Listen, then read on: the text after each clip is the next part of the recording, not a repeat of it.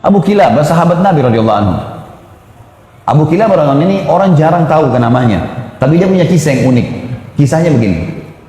Satu waktu ada satu orang lagi jalan musafir dari satu kota ke kota lain. Orang ini jalan pakai kuda, teman-teman sekalian, sampai dia kehabisan bekal. Dia lihat di padang pasir yang luas ada satu kemah di situ, ada satu kemah. Kemah ini, teman-teman sekalian, dia turun, dia masuk, dia bilang, saya lihat pemandangan yang sangat memilukan. Kemah itu kosong, tidak ada makanan, tidak ada minuman, dan ada satu orang terbaring dengan punggungnya, kedua tangannya putus, kedua kakinya putus, kedua matanya buta. Orang ini cuma tergeletak. Lalu saya bilang, Assalamualaikum warahmatullahi wabarakatuh.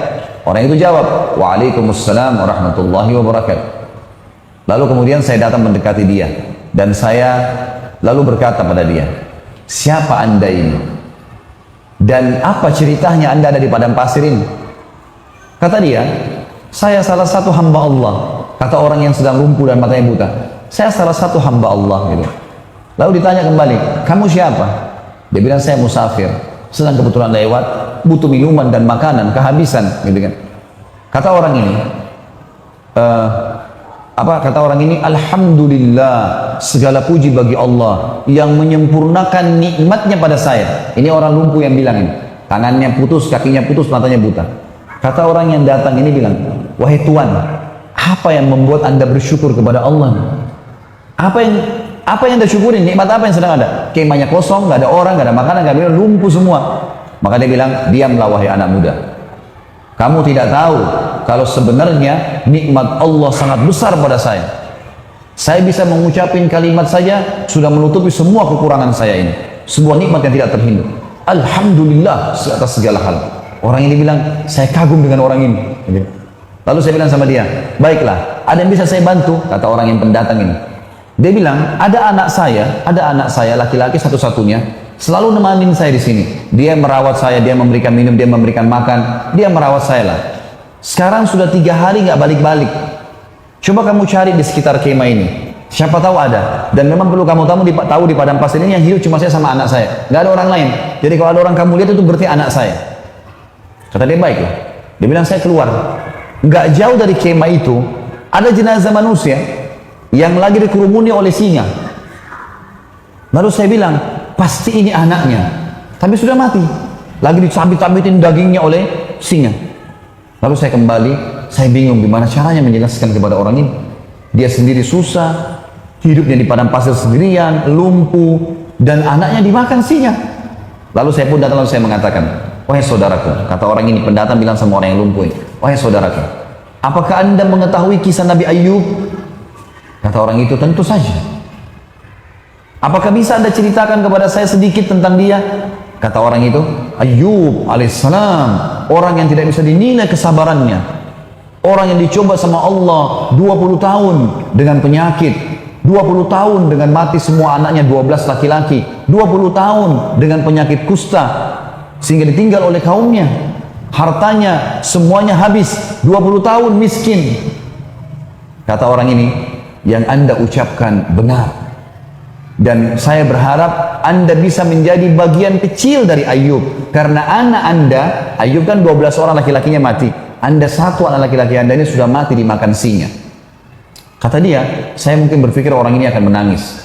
Dia senyum, lalu dia mengatakan, Alhamdulillah yang telah membuat anak saya mendahului saya ke surga.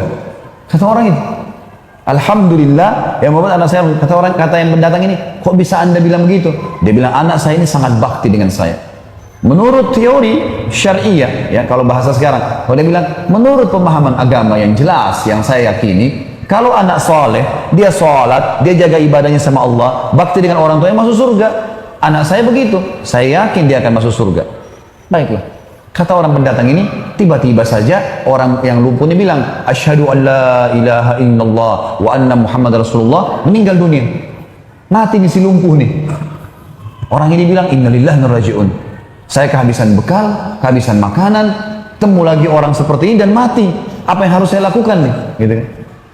Dia bilang, saya keluar dari kemah, nyari informasi, ada siapa yang bisa saya minta tolong? Dia bilang gak lama kemudian lewat 4 orang naik kuda dari kejauhan dengan hikmah Allah. Ini orang sambil bilang, saya sambil berdoa, ya Allah utuslah kepada kami orang yang bisa membantu. Gitu kan? Ternyata teman-teman sekalian, lewatlah 4 orang naik kuda, dia bilang. Penampilannya kayak orang-orang kerajaan, rapi, kudanya rapi gitu, dengan kecepatan tinggi. Saya pun teriak dari jauh, hai fulan, berhentilah. Ternyata dengan hikmah Allah mereka dengar saya. Mereka pun datang, lalu mereka bilang, ada apa dengan kamu? Kenapa kau minta tolong? Ada sesuatu? Dia bilang, dalam kemah ini ada orang tua meninggal, kakinya lumpuh, tangannya lumpuh, matanya buta, anaknya pun dimakan oleh singa.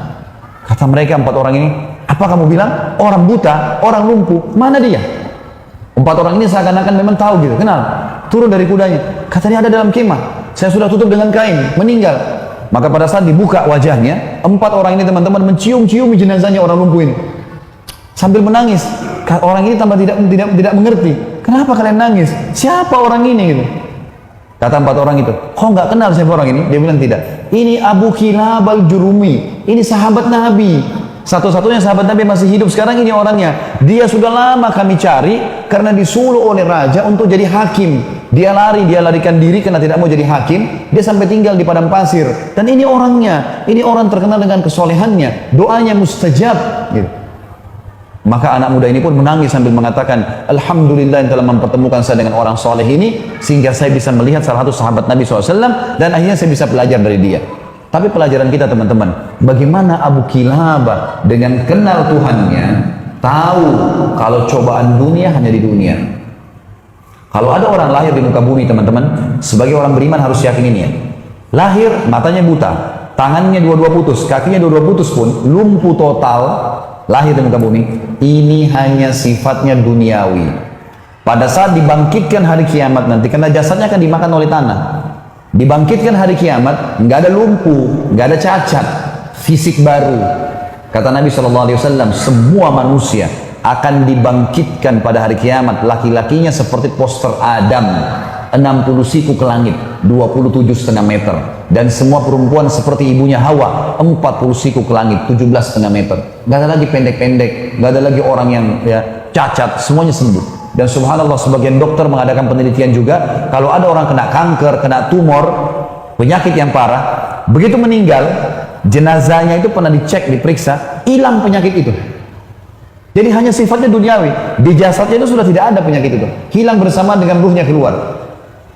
Jadi teman-teman, orang beriman tahu, yang membuat Abu Kilabah bisa sabar, dia tahu ini dunia, sabarin aja. Yang penting beriman, nanti di akhirat dikasih semuanya, aman. Bagaimana manfaatnya orang yang kenal Tuhannya?